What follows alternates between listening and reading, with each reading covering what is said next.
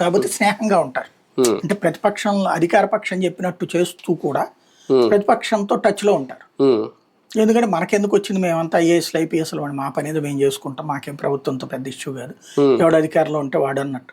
అందుకని చంద్రబాబు టైంలో వాళ్ళని రాజశేఖర రెడ్డి కంటిన్యూ చేశాడు, అలాగే రాజశేఖర రెడ్డి వాళ్ళని చంద్రబాబు కూడా కంటిన్యూ చేసుకొచ్చాడు. కానీ క్రమంగా ఏమైపోయింది, ఇప్పుడు ఐఏఎస్లు ఐపీఎస్లు ఐఆర్ఎస్లు అయిపోయారు. అదే సందర్భంలో ఐపీఎస్లు అనేటటువంటి వాళ్ళు పోలీస్ టోపీ పక్కన పెట్టేసేసి రాజకీయ టోపీ వాడుతున్నారు. కాబట్టి వాళ్ళు చెప్పినట్టు చేసేటటువంటి సందర్భంలో నిబంధనలకు విరుద్ధంగా వ్యవహరిస్తున్నమాట వాస్తవం.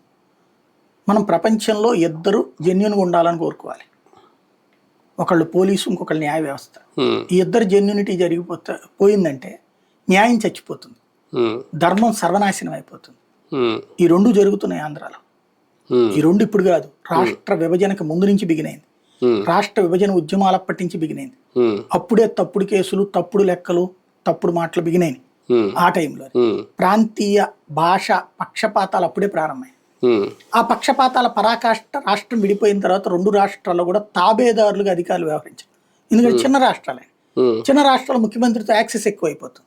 ఆ యాక్సెస్ ఎక్కువైపోయేటప్పటికి ముఖ్యమంత్రిని సంతృప్తి చేయడానికి ఒక వర్గం, ముఖ్యమంత్రికి ఆడు సన్నిహితంగా ఉన్నారు, మనల్ని పట్టించుకోవట్లేదు కాబట్టి మనం ఇంకొక ప్రతిపక్ష నాయకుడికి టచ్ లో ఉన్నాం. ఇట్లాగా రెండు రాష్ట్రాలను తయారైంది. అక్కడ కేసీఆర్, ఇక్కడ చంద్రబాబు, అక్కడ కేసీఆర్, ఇక్కడ జగన్మోహన్ రెడ్డి, ఇప్పుడు అక్కడ రేవంత్, ఇక్కడ చంద్రబాబు. ఈ ఐఏఎస్లు ఐపీఎస్లు నిజంగా వాళ్ళ డ్యూటీ వాళ్ళు చేసుకోవాలా? వాళ్ళు లైమ్ లైట్ లో పొజిషన్ ఉన్నా పక్కన ఉన్న వాళ్ళ జీతం వాళ్ళకి వచ్చేస్తుంది టైంకి, వాళ్ళ గౌరవం ఎక్కడా భంగం కలగదు, ఒక ఫీలింగ్ ఉండొచ్చును. ఇప్పుడు ఒక సెక్రటేరియట్ లో పనిచేసే ఐపీఎస్